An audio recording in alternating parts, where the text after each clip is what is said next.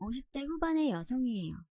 딸 하나, 아들 하나를 뒀고 제 직업도 갖고 있어요. 저는 일찍 결혼해서 일찍 첫 딸을 낳았어요. 사실 딸아이를 결혼 전에 가졌거든요. 아이가 생기고 나니 걱정은 됐지만 낳아야 한다는 의무감이 컸어요.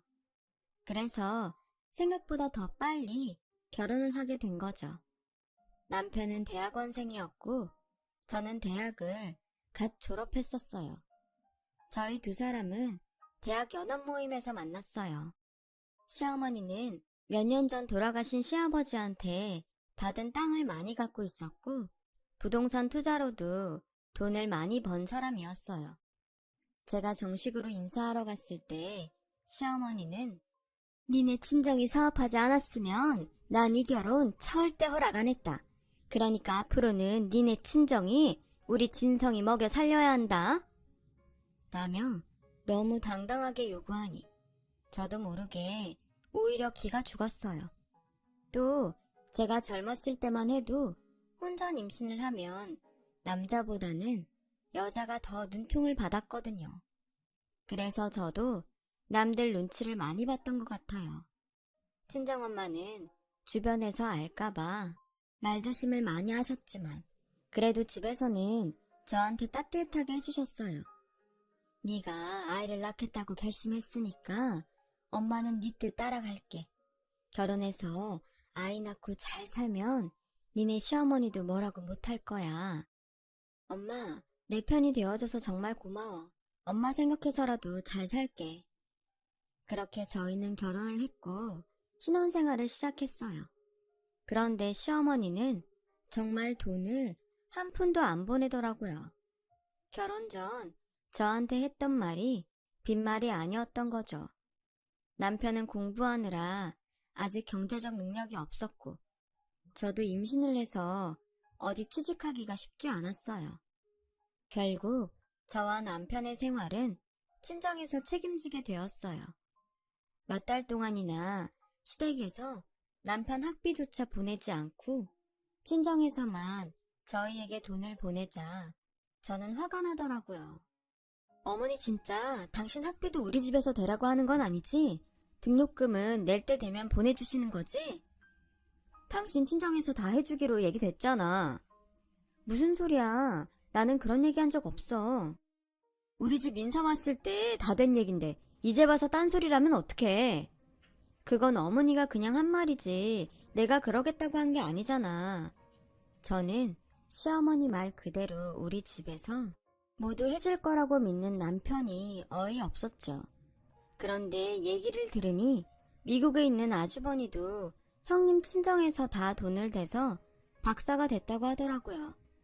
형이 의대 교수가 돼서 이제는 형 덕분에 사모님 소리 듣고 잘 먹고 잘 사니까 그 정도는 해주는 게 당연한 거 아니야?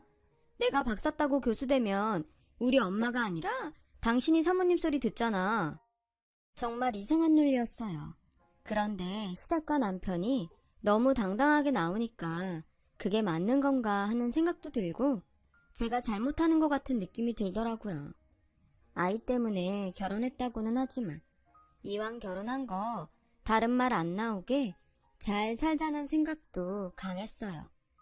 제가 사정을 얘기하니 친정엄마는 한숨을 쉬며 당장 돈이 없으면 아무것도 못하는 건 내 딸인데 줘야지 어쩌겠니. 그리고 이 서방도 얼른 공부를 마쳐야 가장구실을 할 테니 어쨌든 빨리 학위를 따는 쪽으로 생각해보자.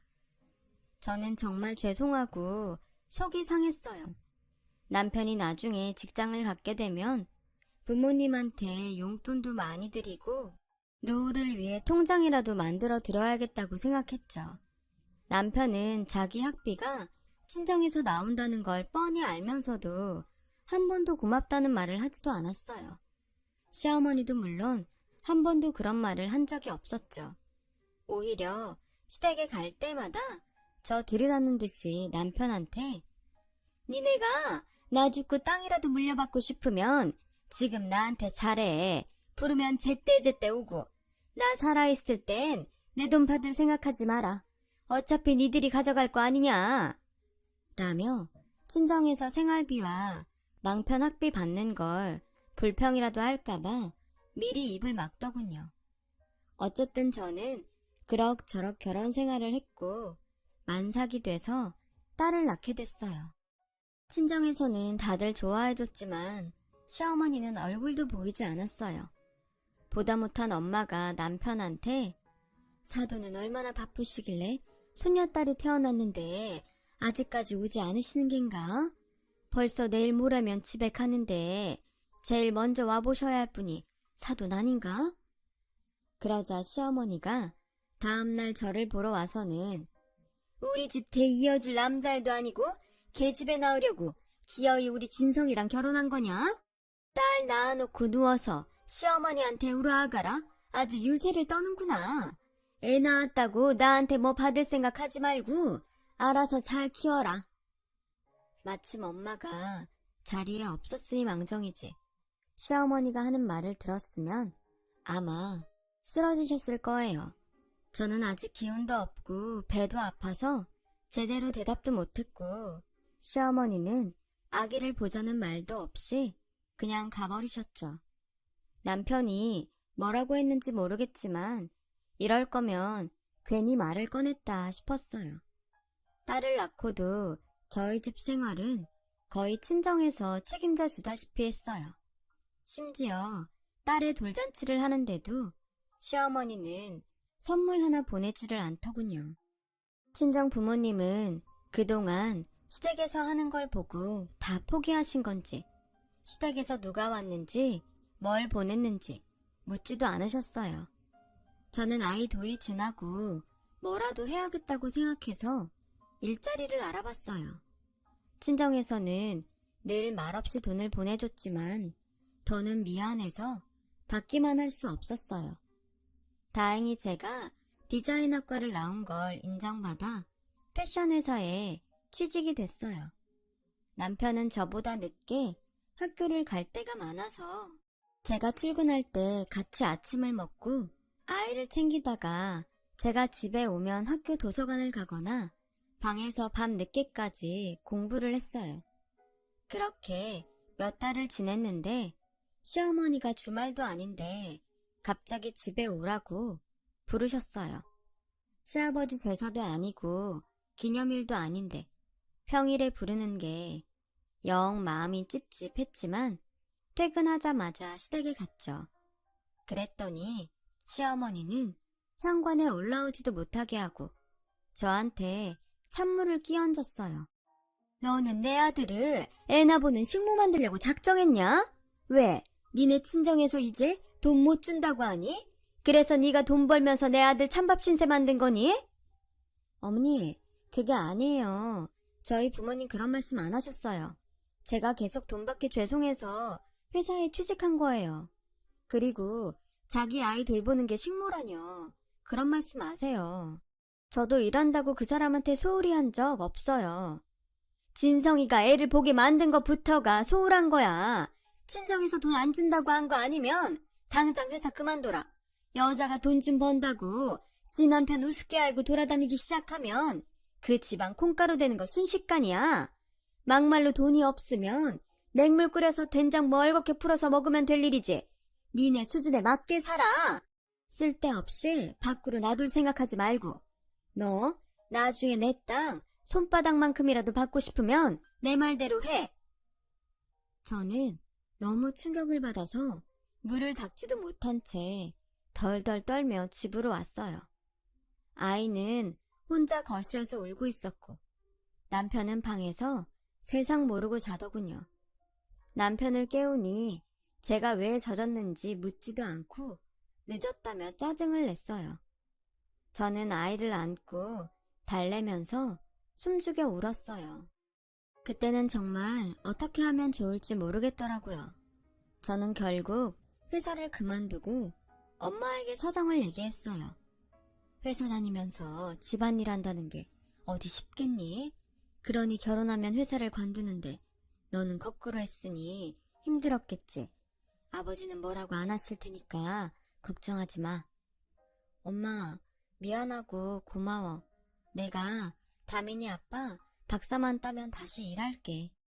그렇게 저희 집은 다시 친정의 도움을 받으며 지냈고 3년이 더 지나서야 남편은 박사학위를 받게 됐어요. 그리고 얼마 안 돼서 연구소에 들어가게 됐죠.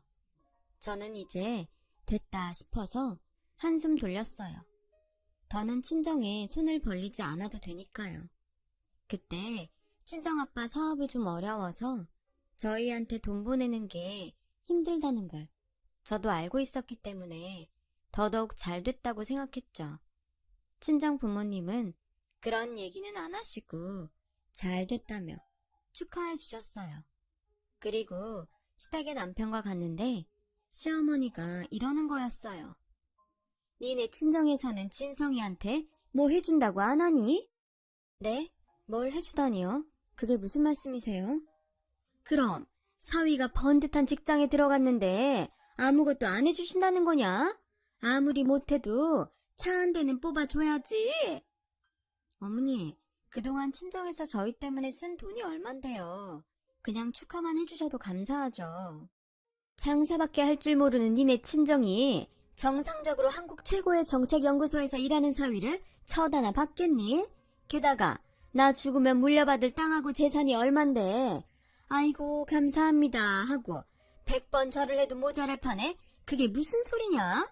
네 윗동서는 제대로 선보고 결혼했어도 내 아들한테 그러지 않았다. 니네 집안은 어쩜 그렇게 예의를 모르니? 저는 딸을 아는 채 너무 수치스러워서 속으로 부들부들 떨었어요. 그런데도 남편은 너무 태평스럽게 과일을 먹으며 TV만 보고 있더군요. 원래 이런 분위기에서 살아서 그런지 제가 당하는 게 아무렇지 않은 모양이었어요. 이러고 평생을 살 수 있을지 점점 마음이 답답해지기 시작했죠. 그런데다가 친정아빠 사업도 힘들어져서 정 같지 않았어요. 어려운 중에도 엄마는 남편한테 취직 선물로 고급 시계를 선물하셨어요. 남편은 선물을 받을 때도 건성으로 고맙다고 목례만 하더니 시계를 차고 다니지 않았어요. 여보, 왜 엄마가 사준 시계 안 차고 다녀? 그거 나만 국산이라 창피하다고. 다들 제일 비싼 외제 시계를 시간 보는데 나만 국산 보고 있으면 모양 빠지잖아. 그래도 엄마가 당신 생각해서 사준 건데 좀 차고 다니지. 남들이야 뭐라고 하건 당신만 좋으면 된 거잖아. 나도 싫다고. 촌스러운 국산 시계는 됐다고. 장모님 좀 센스가 없는 거 아니야? 지금 그게 어른한테 할 소리야? 저는 그날 남편하고 크게 싸웠어요. 그동안 시어머니한테 받았던 서름까지 겹쳐서 폭발했던 것 같아요. 얼마 안 가서 시어머니는 저희 집에 찾아오셨어요. 그러더니 다짜고짜 이혼 서류를 내미는 거였어요. 어머니, 갑자기 이게 뭐예요? 니네 집 다 망해간다더라. 애초에 니네가 그렇게 부자도 아니라며. 우리 아들 먹여 살리지 못할 거면 내가 왜 너를 보고 있어야 되냐? 너도 니네 집 어려운 거 몰랐단 눈치인데 그런 건 입 딱 다물고서 우리 집 재산으로 뭘 어떻게 해보려고 한 거 아니냐? 난 그런 꼴 못 본다. 그 말에 저도 더 이상은 남편과 살고 싶은 생각이 없어졌어요. 지나온 세월이 너무 분하고 억울할 뿐이었죠.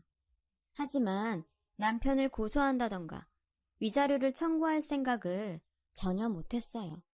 이혼을 하면 여자를 더 죄인처럼 보는 사람들도 많았고 저도 무의식적으로 그렇게 생각했던 것 같아요. 세상이 정말 좋아져서 돌싱이라는 단어도 나오고 요즘 세상만 같으면 삶이 그렇게나 힘들다면 정말 이혼이 뭐 별건가요?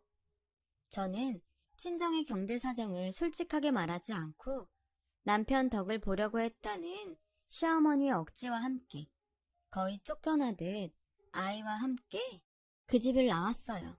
남편은 연구소가 바쁘다고 저희가 나가는데 들여다보지도 않고 전화 한 통 하지 않았죠. 저는 아이 앞에서 울지 않으려고 이를 악물었어요. 친정에 오니 아버지는 어음을 해결하려고 백방으로 애를 쓰고 있었고 엄마도 갖고 있던 반지며 목걸이며 값이 나가는 걸 전부 처분하는 중이었어요. 저는 일단 되는 대로 동대문에서 옷을 디자인하는 일을 시작하게 됐어요. 애를 키우다 온 이혼녀를 받아주는 번듯한 회사가 없었거든요. 그렇게 바쁘게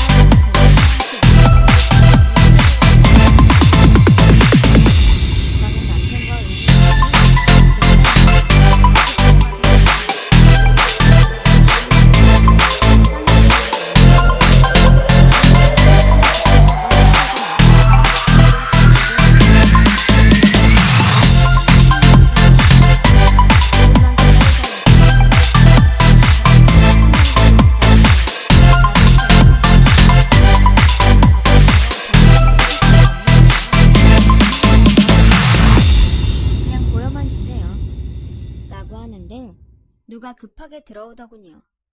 제가 늦은 거 아니죠? 라고 하는데 저는 깜짝 놀랐어요. 전 시어머니였거든요. 시어머니도 저를 알아보더니 놀라서 거의 뒤로 넘어질 뻔하더라고요. 네가 여기 무슨 일이냐? 라는데 중개사가 땅 살 사람이라고 하니까 입을 못 다물더군요. 저는 남편 보고 가자고 하면서 더 볼 것도 없겠는데요. 그냥 없던 일로 하겠습니다. 중개사는 갑자기 왜 그러냐며 저를 붙잡으려고 했지만 저는 단호하게 뿌리치고 부동산에서 나왔어요. 아무리 조건이 좋고 시세보다 저렴해도 시어머니가 갖고 있던 땅은 싫었어요. 그런데 얼마 후 모르는 번호로 전화가 와서 받았더니 시어머니였어요.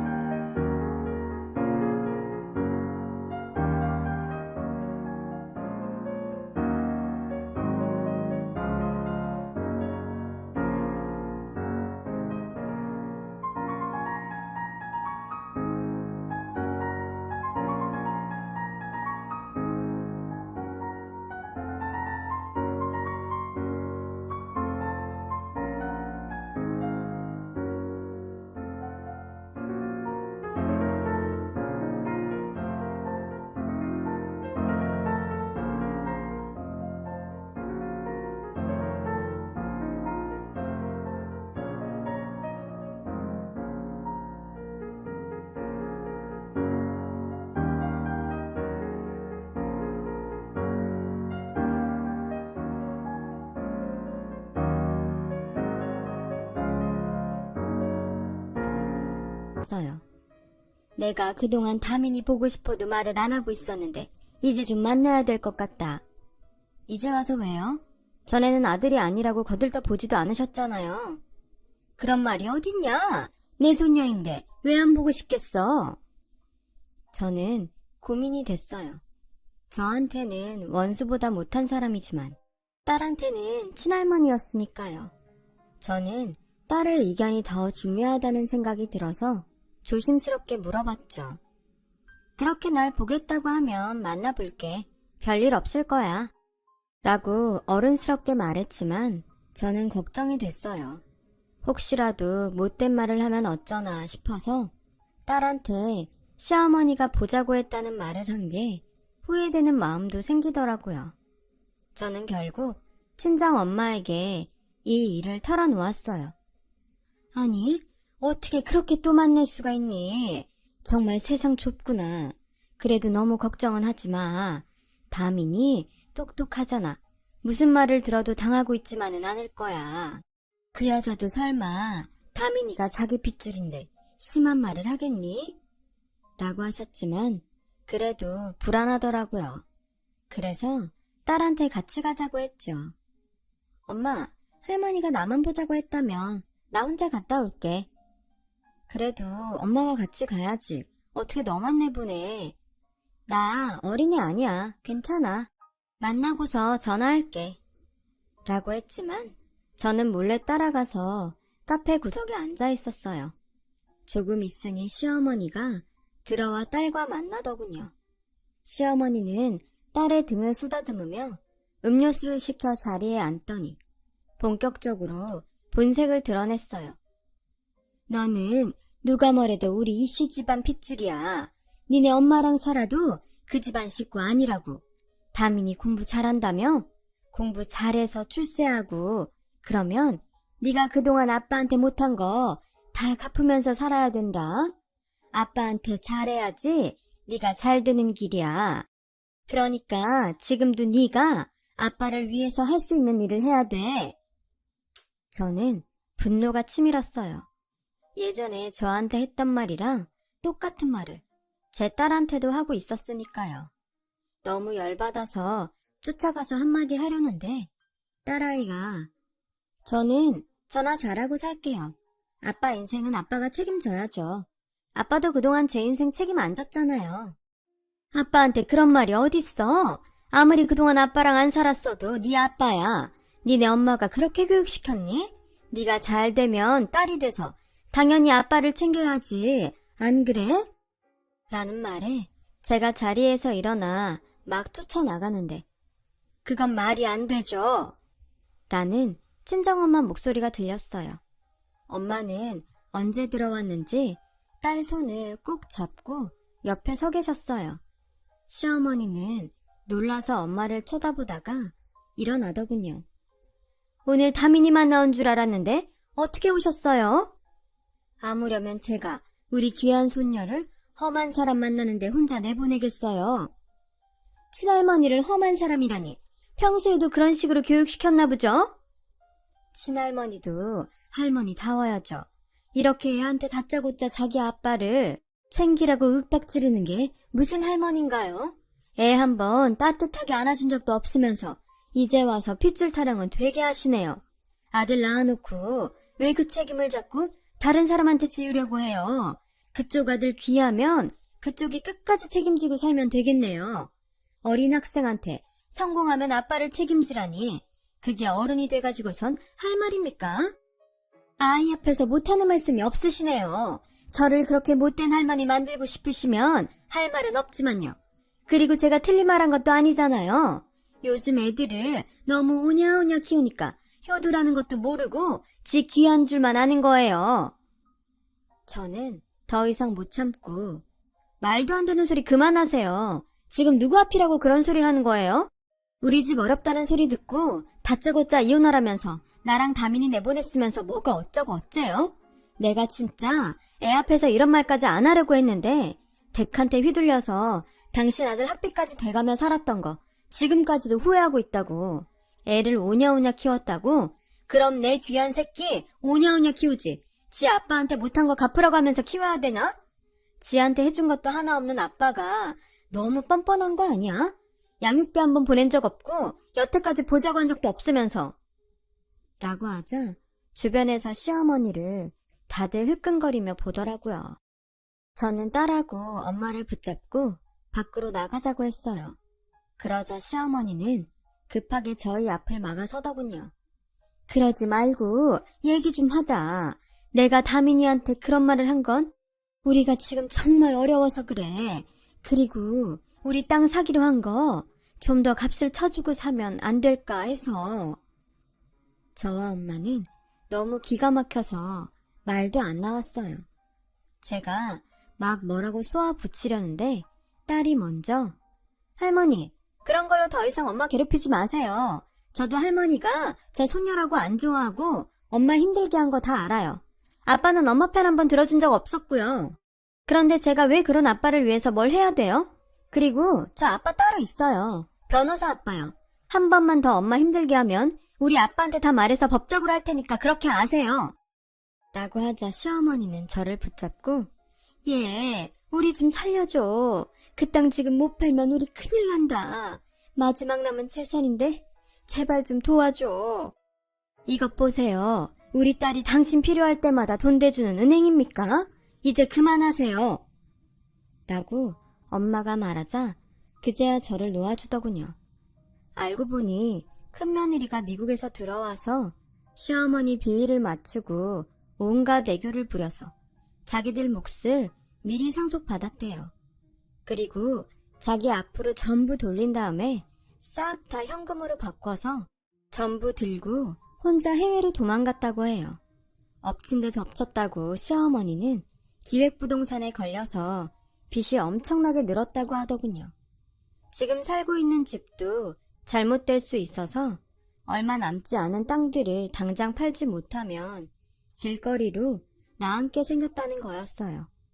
그렇게 자기가 가진 재산을 자랑하더니 큰며느리한테 다 털리고 순식간에 궁지에 몰리는 걸 보고 저는 다 자기가 한 대로 받는다는 말이 실감이 났어요.